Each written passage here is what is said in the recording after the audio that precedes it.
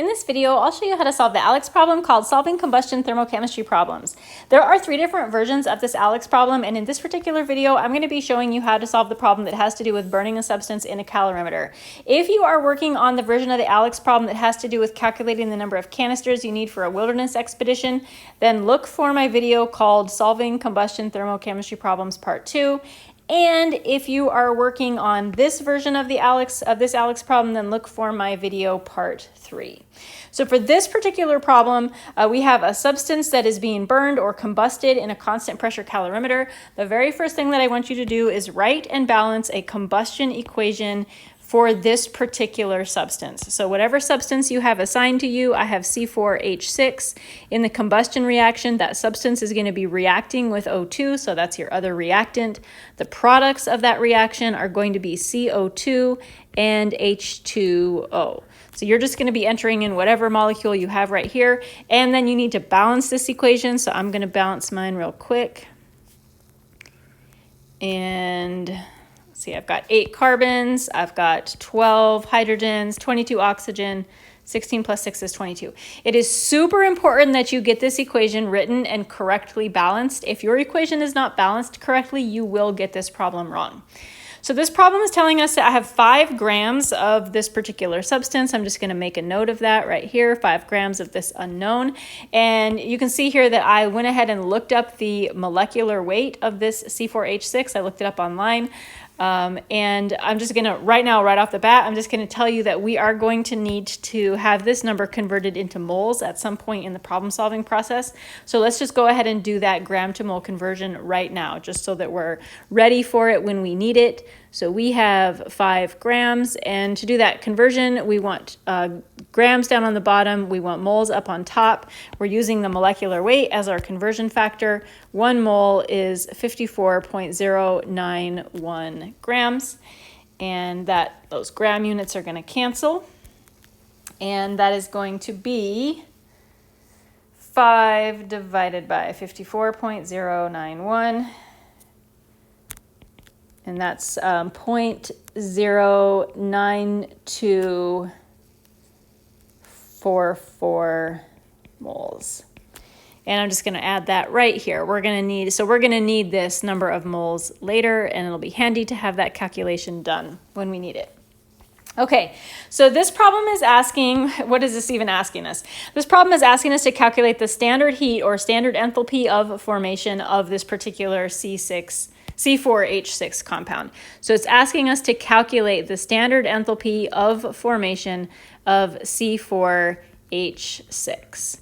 And don't be tempted to look the value up in a data table, because one of the things that ALEKS has done is created some funky data here to make these numbers work out to be not matching up perfectly with what's in a data table. So again, don't be tempted to just go to a data table and look it up, because that's not going to work for this particular problem.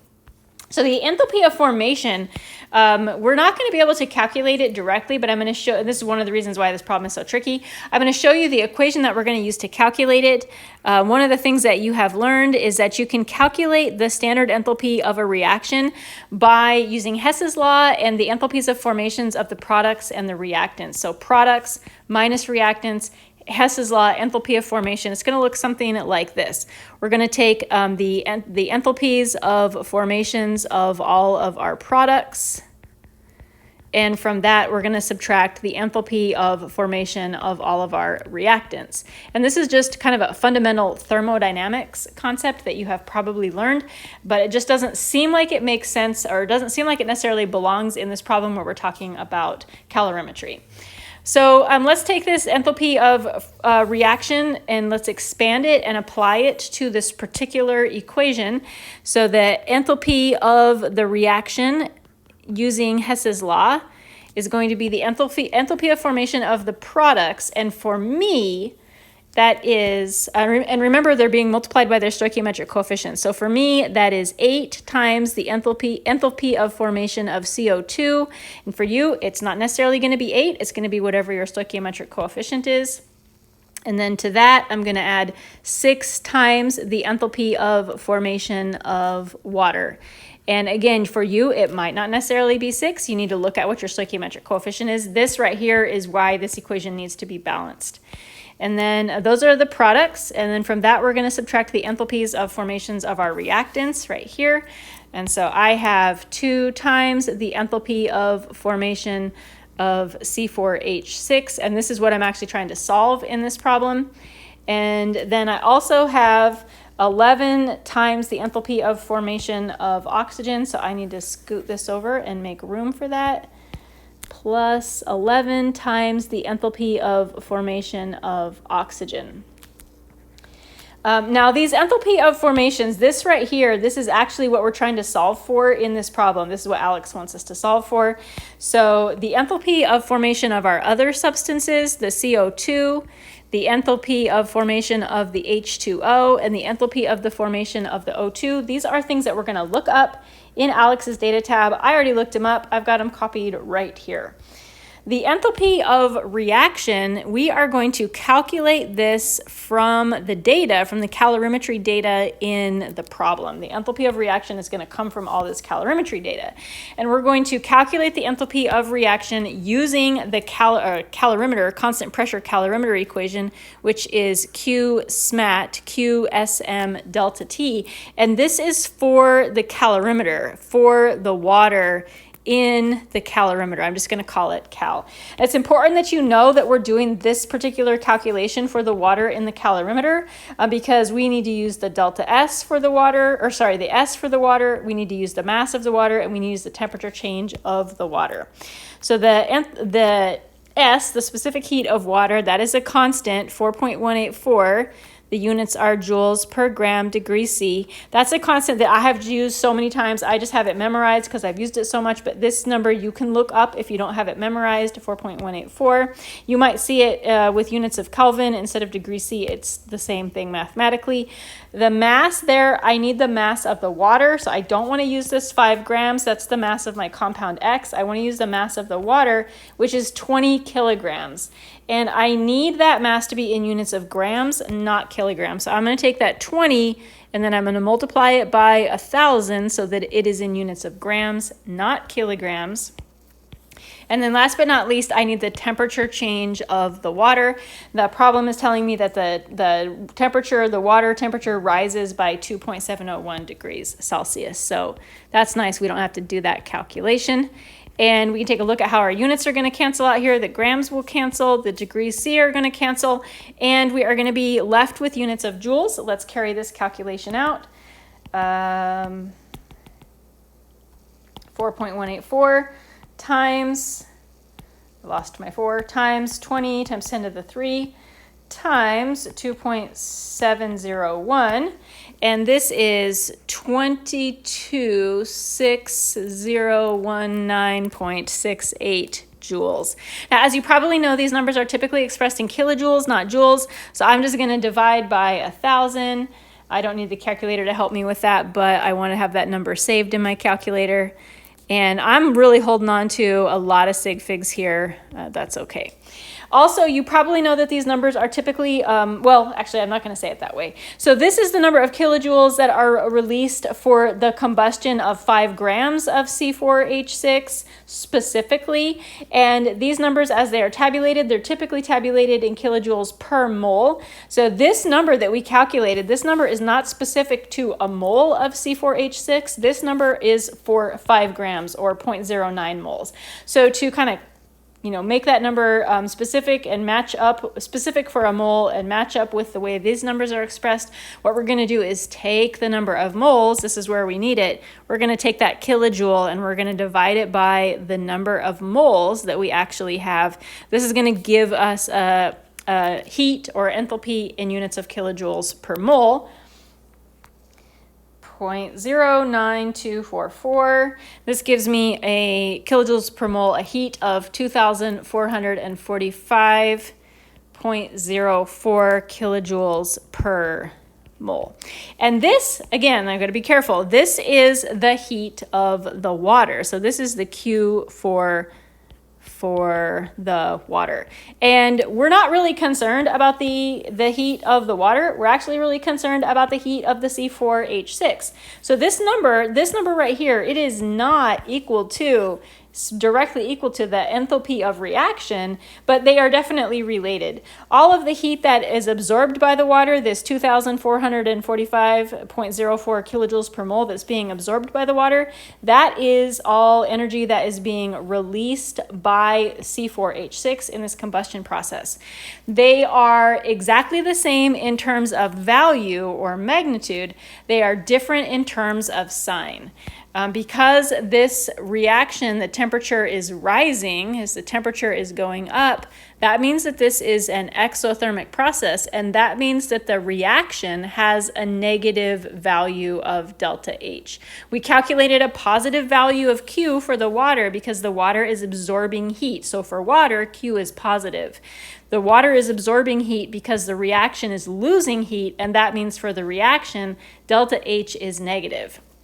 So what I'm going to do is kind of I'm going to squeeze this in. Q is 2,445. Delta H for the reaction is negative 2445.04 kilojoules per mole. So now where we're at is that we know this number right here. We have the ability to look these numbers up, and we're ready to start the process of solving for this delta H of formation. So I'm going to get this data out of the way. And this next thing that we're going to do is going to get a little bit funky. So this is for the delta H of reaction for this reaction right here. We are specifically concerned about the delta H for C4H6. There are 2 C4H6 molecules involved in this reaction. So what we need to do for every 2 of these C4H6 molecules that burn, we're going to be performing this reaction twice. So we're going to take this stoichiometric coefficient, whatever the stoichiometric coefficient is for your compound X, and you are going to multiply it by your delta H value.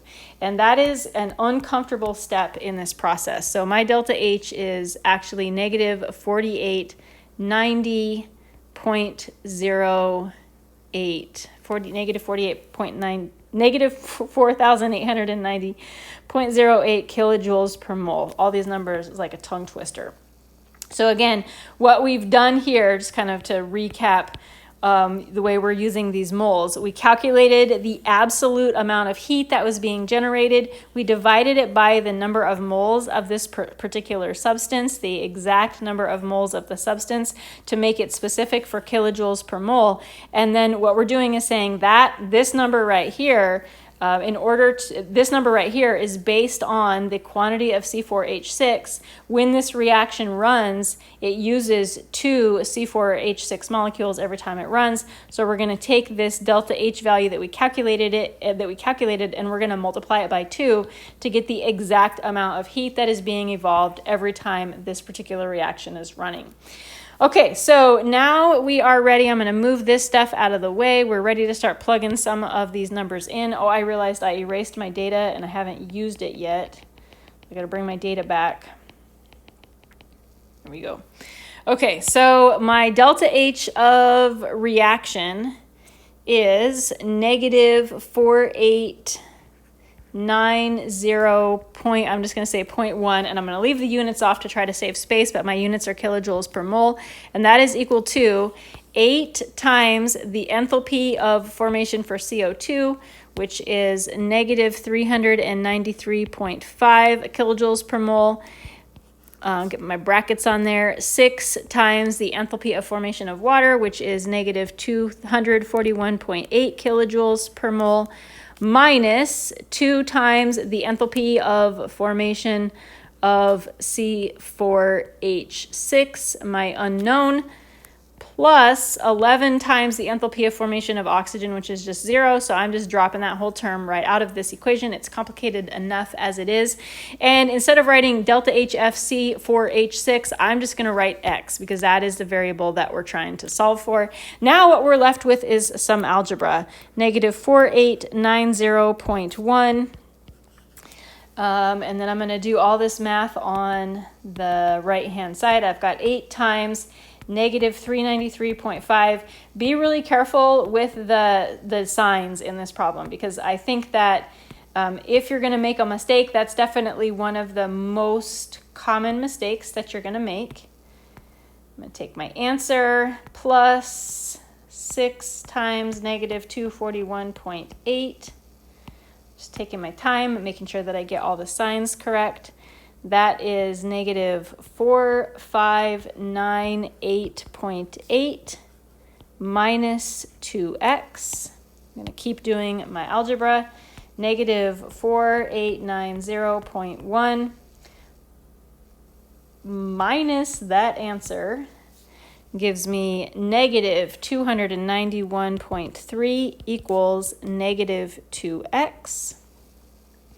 Divide both sides by negative 2, and this gives me an x value, which is the enthalpy of formation of C4H6 of 145.65 kilojoules per mole. ALEKS wants this to 3 sig fig, so that's going to be 146 kilojoules per mole. This is a really frustrating problem to solve because there are so many different things that you have to calculate, and there are so many places. When I'm working on this problem, I've been getting the problem wrong really close to correct, like maybe I calculate 146 and the answer is 147, and that's coming from maybe me rounding a little too quickly when I shouldn't be, which is one of the reasons why I held on to so many sig figs for such a long time. My recommendation to you when you're working on this problem, obviously because it is such a beast, that you make sure you're giving yourself plenty of time to work on it, but holding on to as many sig figs as you can all the way up until the very end. Be super, super careful with your signs. And this step right here, which is really, really hard, and the process here, I'll write this down, of multiplying it by the stoichiometric coefficient of your unknown substance in order to get the correct delta H value, making sure that your delta H value has the correct sign. There are so many places that you could screw this problem up. Be really patient with yourself while you're working on it.